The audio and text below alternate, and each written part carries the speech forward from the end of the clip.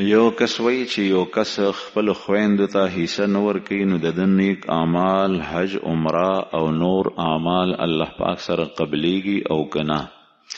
د کومو څیزونو پته چې پیغمبر علیه السلام ورکړي ده نو هغه مونږ ویلی شو، د کومو چې نه دي ویلي نو هغه نه شو ویلی. هر یو عمل ځان ځان ته دی. حج د سړي ځان ته عمل دی، موزې ځان ته عمل دی، خویندو ته حصه ورکول دا ځان ته عمل دی. چې یو سړی خویندو ته حصه ورکوي نو دا مطلب نه دی چې دی موزم نه کوي، حج دې نه کوي، عمره دې نه کوي، دا دې کوي خو هغه چې کوم عمل کې دی کمزوری دی هغه دې وکړي، خویندو ته دې حصه هم ورکړي، ځکه چې هغوی ته حصه نه ورکول لا ټیک نه ده. البته بعض اعمال داسې دي چې د الله رسول فرمایلی دي چې ته دا عمل کې نو دا عمل دا بل عمل ورسره نه قبلیږي. مثلا حدیث مبارک کې راځي چې یو سړی شراب وسکل او بیا د شرابو نه دی توبه نو باسي نو 40 ورځو پورې مونځ نه قبلیږي.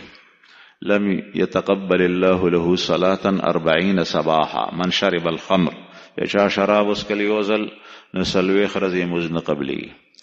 بیا چې توبه وباسي نو الله جل شانه مونځ قبلی، او چې کله بیا دوباره شراب وسکي نو توبه ونه وسته بیا وسکل نو 40 ورځې پورې مونځ نه قبلیږي.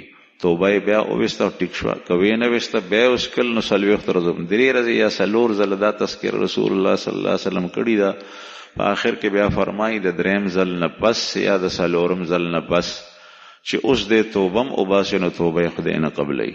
او محدثین دا وایي د دې مطلب دا دی چې دی بیا کول نه پس چې کوم دی نو اوس د دا توبه نه ده، بلکې دی اصل لفظ د توبې استعمالوي او توبه نو باسي د توبې چې کوم، ځکه چې توبه کې شرایط او ما تاسو ته ذکر کړل.